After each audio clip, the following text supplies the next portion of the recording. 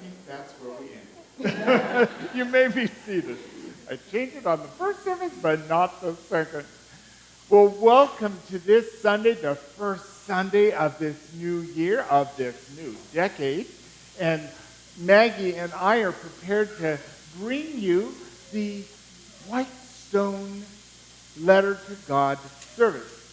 If you did not receive your envelope that has a white stone pencil and paper in it, please raise your hand. We've got 4 people in the center here that don't have them, so hold your hand up until you receive it. They're handing those out now. So this ceremony is very rich, and it's one that we do here in Unity in partnership with the end of the year burning bowl. Because as we know, when we let go, and we can let go anytime, we don't even have to do it or wait till the end of the year to do burning bowl. We can simply let go of whatever isn't serving us anymore. That could be stuff, it could be feelings, it could be beliefs, whatever. And when we do, we create some space. And from that, we want to invite in to that space consciously, what are we going to fill that with? And this service is based on a scriptural quote. It's from Revelation chapter 2:17. This is the New Revised Standard Version. He who has an ear, let him hear what Spirit says. I will give him a white stone with a new name written on it, known only to him who receives it. Now, the history of this is quite fascinating, because in ancient Rome, when you were released from prison, you were given a white stone. And that white stone, no matter where you went, you carried it with you always, and it said, I'm a free person. I am a Roman citizen, and that meant you were protected by the Roman army, which is no small matter. So the white stone has wonderful tradition from it, and from that ancient Roman, we get the term a clean slate. I am free. And as a clean slate and being free, we then proceed with this. Now, these stones, there's a stone in your envelope. You're welcome to take it out, look at it, hold it in your hand. They come from this area called Hebron. That's the Hebrew word. In Arabic, it's al-Khalil. And both of these mean friend. Now, this very area in the Holy Land is where the burial ground of the big patriarchs, Abraham, Jacob, and Isaac, and the matriarchs of Sarah, of Jessica, of Leah. So these stones have come from the very ground where the Holy Land finds its source. Abraham being the father of Judaism, Christianity, and Islam. So this is pretty special. Wayne Dyer, who is a attendee of our Unity Church of Maui community, a wonderful author and inspires many. Freedom means you are unobstructed in living your life as you choose. Anything less is a form of slavery. So freedom is that place where nothing is predetermined for you. Everything is possible. And there is no block in your life because you're open to guidance and clarity. When we're attached, and we're human, we get attached to smallness, we get attached to doubt, we get attached to shame, to resentment, to fears. The list goes on. We get attached, and aren't we slaves? Aren't we held in bondage by those thoughts that if we just let go of them, we're free. And living that unobstructed life is our goal because we want to be free. Martha Smock provides incredible wisdom. She was the head of Daily Word for many years. Freedom is yours, but you must realize it and claim it. There is nothing that can limit or bind you, for in truth, in spirit, you are free, unfettered, unbound. One with God, which each of us are. The very presence and essence of God is within everything and everyone. There's no bound. God doesn't have any blocks. But that freedom which is ours, we have to claim it. We have to own it. We have to choose it. We have to believe in it. We have to turn on our faith light to have faith in it. And therein lies our treasure. For there's our clean slate, our ability to choose, listen, and be guided and supported in whatever we choose to go forward in. Co-founder Charles Fillmore of Unity says, every man who accomplishes things sees first in his mind what he wishes to do. There is nothing that's been created in the universe that wasn't first thought. It has to be seen. The first act of creation is the idea. And for us, we operate the same way. First, we need to be able to see our new life. We need to see the new possibility. We need to see our freedom in order to claim it. It doesn't exist until we can see our freedom. And Shakti Gawain, a great inspiring teacher and guide, some powerful books, has helped many people. Every moment of your life is infinitely creative, and the universe is endlessly bountiful.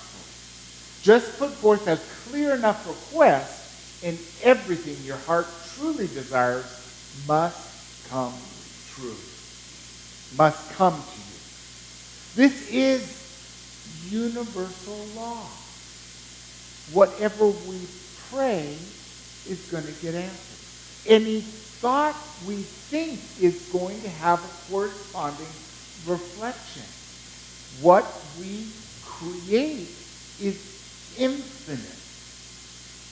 There is ultimate, all creative in God, and we are co-creating with God with every breath we take. So it's ours to put forth a clear request. When you ask someone a question, they go, I don't know, it doesn't really help. Do you want to go see Little Women, or do you want to go see the new Star Wars movie? I don't know. We're nowhere closer. But if you ask the question, they go, Little Women, okay, well, let's go. What time is it? It's just the same way in our own universe. We need to be clear about what it is we're going to be, what we want. What kind of freedom do we want? And then we can have whatever our heart desires. So the clean slate, this white stone process, if you haven't taken the white stone out and it's not in your hand yet, look at it. Feel it. And the process is we go inside in meditation and we ask for this new name or a word or two that are new to us. It's a new word. It's a new name. And then we receive it, and then we claim it by writing it on our stone, and then using this as a touchstone over the year of what's this going to be. Now, for many of us, what comes forward is something that we go, what? I don't quite understand that. Write it down anyway. The meaning will come to you as you progress. So the way that we're going to do this is by meditation. And so you can have the white stone in your hand, and there is a pencil in your envelope. So when you're ready to write on the stone, there's a pencil there in the envelope, and we're going to go into meditation.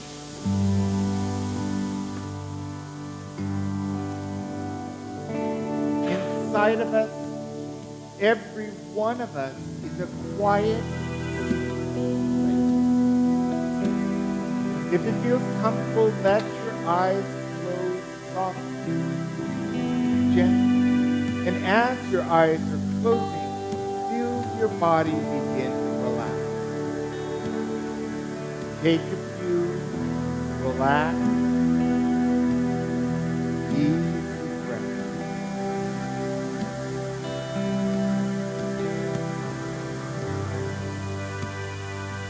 We are now immersed in the presence of God, in the presence of light and love. And it is from this place that we now take part in this white stone ceremony. We begin to meditate on our spiritual name by silently affirming to ourselves, I am freeing myself to live more fully. I am conscious of the activity of spirit in every aspect of my life. I am releasing myself from the limitations of the past. I am releasing myself from old fear and self-doubt. I am releasing myself from the bondage of limiting thoughts about myself. Releasing any limiting image of who I am and what I can do with my life. I free myself. I now release myself from my personal prison and gain a new, greater image of myself. I feel a new sense of energy.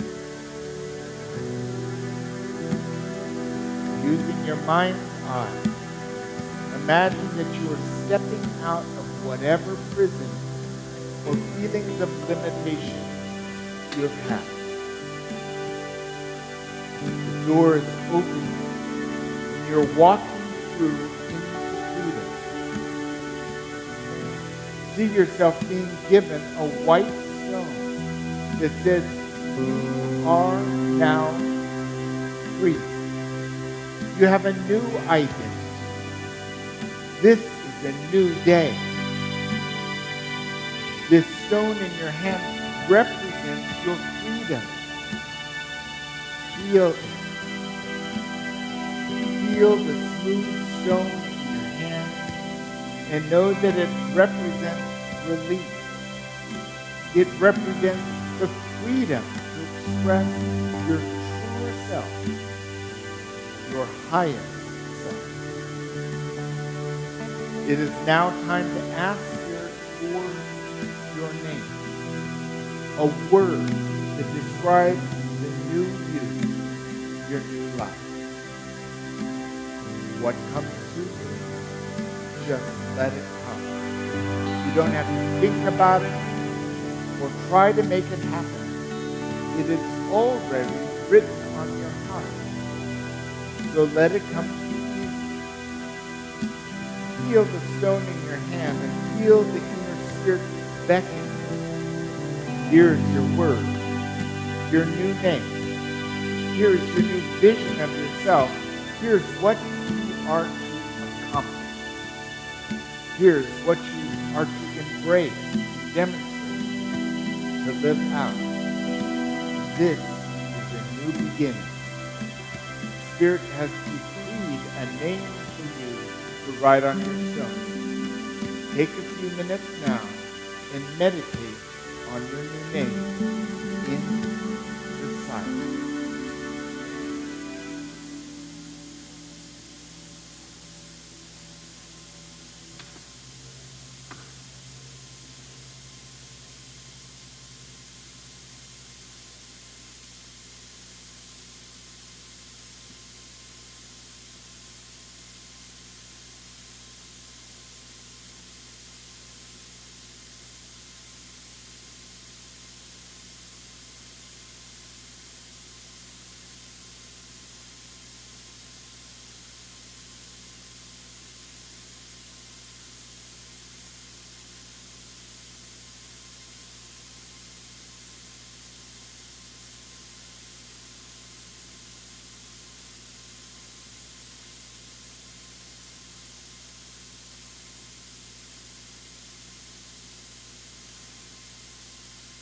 Now, when you're ready to write your word or spiritual name on your white stone, allow appreciation to flow into your and with it comes the power and guidance to achieve all that we desire. We bless these tiles. Thank you, God. Having written your new name on your stone, silently repeat it to yourself. Imagine the new power and purpose and direction this word is giving to your life. If you have not received your new name or word as yet, I invite you to take your stone home and meditate, and you will receive your word. It will come. Now, whatever came to you or comes to you later is kept private, or some people like to share their word with a trusted friend or a prayer partner. Let us pray.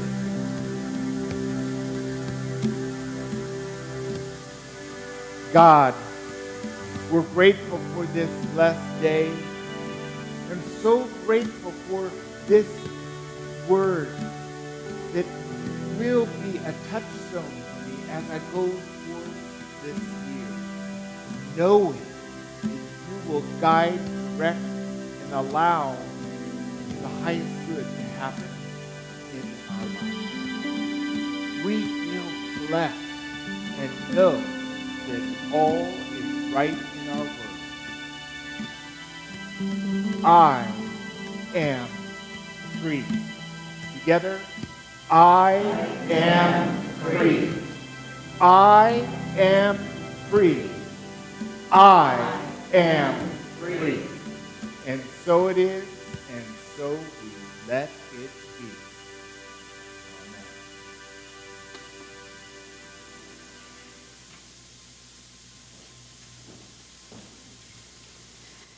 Good morning and Happy New Year. I'm happy to see all of you in this new decade. So now it's time for us to get into the part where we talk to God, where we essentially are writing a letter to ourselves and claiming what we want outpictured in our life in 2020. And I just love the sound of 2020. It's clear, perfect vision. It just sounds good and feels good and holds the promise of something wonderful. I love on this slide we say that given the right address, anything is possible. So, have you ever in a rush addressed an envelope and transposed some numbers, or forgotten to put a street name or got the number incorrect? Well, that letter went through a journey, and it may have gotten to where it was going intentionally, or it got somewhere, or it came right back to you and said, try again. So given the right address, anything is possible, and that holds true for the letter, but it holds true for ourselves and for our thoughts. and co-founder Myrtle Fillmore of Unity, and great teacher, mother of Unity. In all of her teachings, all of her writings, and all of her answered letters, she says to people, just keep your direction clear. Keep your thoughts clear. Don't claim something in one moment and then go backwards in the opposite moment. This confuses the universe. This confuses God.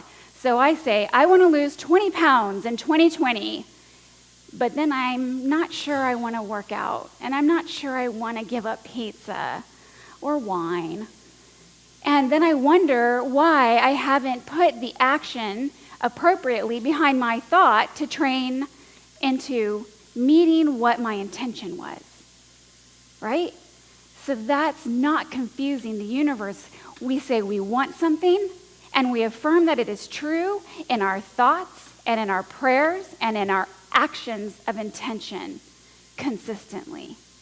And that's the tricky part, because we are human and we have a million thoughts a million times a day. Pretty sure that that's not an exaggeration. So how do we do this? Well, Emily Cady says, to affirm anything is to assert positively that it is so, even in the face of contrary evidence. In other words, in Lessons in Truth, she goes on to say that just by thinking it, just by allowing the thought in recognition, is knowing that God is speaking to us, saying it is already done. So, I want to lose 20 pounds. I want to go to Europe. I want to make more money. I want to retire. It is done because you have thought it and claimed it, and it is within your divine power to make it so. But we have to keep tidy our thoughts. We got through the process of releasing, right? We got rid of and put in our burning bowl all of the things that no longer serve us. A way I do that is by clearing out my closet. Things that don't fit or never look good in the first place and I never wear, and they're just taking up room and energy in my life. So I have this beautiful, open, clean closet with all kinds of possibility. And if I'm not careful, all kinds of garbage shows back up in my closet. Has that ever happened to anybody here? Yeah, you're like, oh, this is a great sale. I need 10 of these. No, you don't. And then we turn around twice and go, where did all this crap come from? We do the same thing in our minds. And the contrary evidence is what we also produce for ourselves. If I want to retire or I want to go to Europe, then I have to see it in my mind. I have to know it in my bones. I have to have the faith that it is so, and not produce my own contrary evidence, my own doubt and fears and excuses for why I can't have something. If it's good enough for you, it's good enough for you, it's good enough for me too. Isn't that true? Yes. And Emily Cady goes on to say, it is our affirming, backed by our faith, which serves as our link connecting our conscious human need with God's power and supply. 5 weeks ago, we started the Advent process, and we start in the very foundation of faith and hope. Hope is a desire. Hope is that niggle in the back of our mind saying, I'm not quite fulfilled. This isn't exactly what I thought I was going to see or experience, or how life was going to be. There is a need that needs to be fulfilled, and faith is that untangible knowing that we have God's support, God's strength and love and wisdom and vision to be and express anything. It is all possible. We are all unique divine lights in this world, and we came here for a purpose. And we can produce through faith and hope the satisfaction of our human need to be the next great thing, to write that book, to paint that picture, to get out of debt with God's power and ultimate supply for all things in our life. So when we're going into writing our letter to God, we're going to be talking to a version of ourselves. Because in this room and everywhere we go, we spread the message that we are the same divine spark that God is. So if I'm writing a letter to God, I'm writing a letter to myself. But I'm doing it with this new name. Maybe it's a mystery. Maybe you don't know what it means yet. But I promise you, this time next year, you'll know. Resolutions are meant to be broken. But we have every bit of power to see our intentions through. There is no failure in intention. We are a work in progress. Constantly, constantly, constantly. So I invite you, as we get ready to write our letter to God, to do so with the spirit of a child, with the awe and wonder, and with no contrary evidence allowed to surface. When a baby learns to walk, the baby doesn't go, well, I got to get strength and balance and coordination, and that just seems too hard. The baby says, I want to walk, and walks. So let us prepare ourselves for what it is that we want to outpicture in our life for 2020 with clear, concise, laser-focused vision. We're going to go back into meditation. I'm going to invite you to get in connection with your heart space. And when you're ready, you may begin writing your letter. You're going to have some time, not going to rush anybody. And when you're finished, kindly put that letter in the envelope and address it to yourself. Next year, no, not next year, in a few months, you're going to get a surprise in the mail, a letter from you to God. And you're going to be able to experience the awe and wonder through the eyes of a child of what you've accomplished. And you will have time the rest of the year to put energy and thought and intention into wrapping up so that you have the experience of success and the perfect vision for your life in 2020. So I invite you to take a deep breath. And if you're comfortable, closing your outer eyes and relaxing into this moment, knowing that this is a sacred space. Collectively, we hold a higher consciousness. And we know that we are safe and that we are open in our hearts and our minds to receive and hear clearly in ways that we cannot possibly misunderstand what it is that God has got in mind, intended for us this year.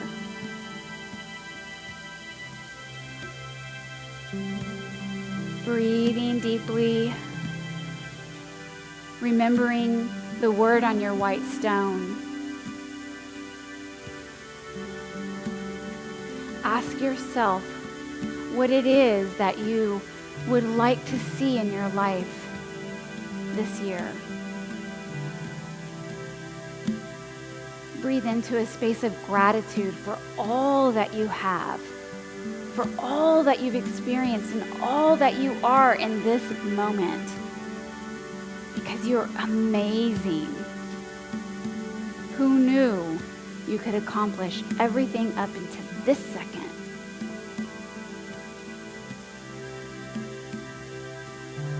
Breathing into the truth of our infinite possibilities, our infinite divine self. Let our imagination run wild. And let us hear and see and feel all the good that is just waiting for us in 2020 to step through and claim as our own.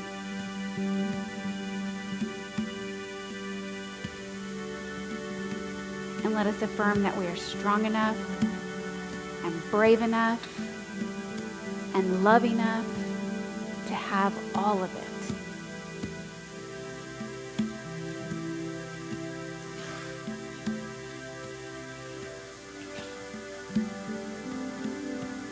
And when you're ready, begin writing if you haven't done so. We'll take about 5 minutes.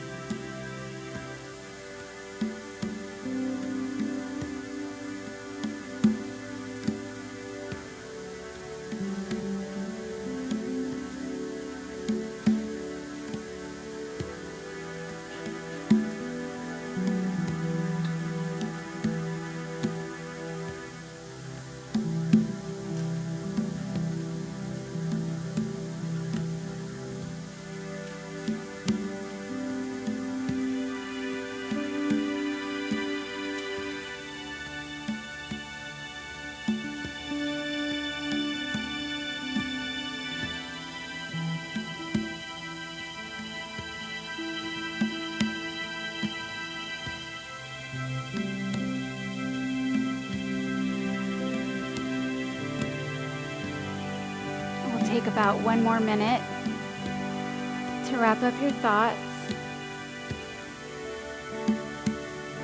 When you're finished, place that letter in the envelope, address it to yourself, and we'll collect them at the end of service in the foyer.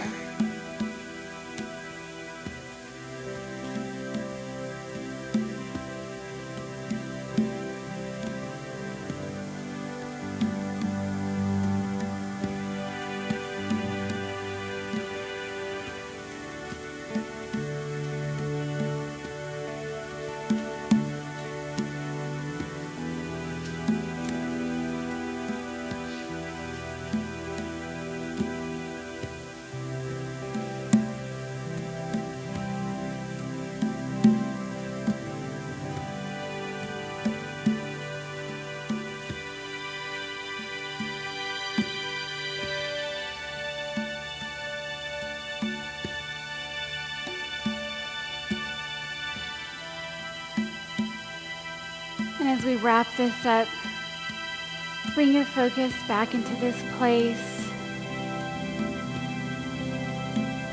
And I invite you to take one big deep breath in gratitude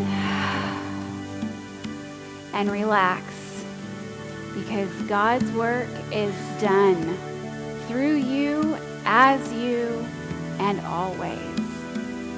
Will you please join me in this affirmation?